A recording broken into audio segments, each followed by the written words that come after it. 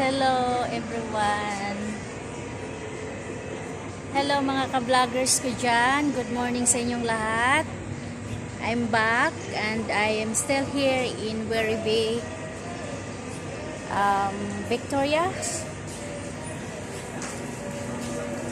Guys, ngayon papasok kami ng husband ko sa zoo. Nandito kami ngayon sa Werribee Zoo.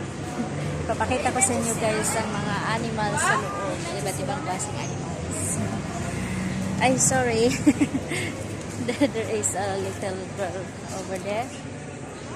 So, habang yung asawa ko ngayon ay nagbabayad pa dun sa admission. Ayan.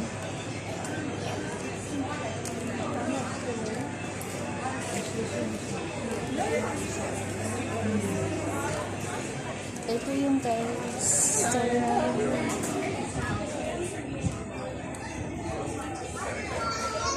husband seats here. Nagbabayad siya ng ticket. Kukuha siya ng ticket.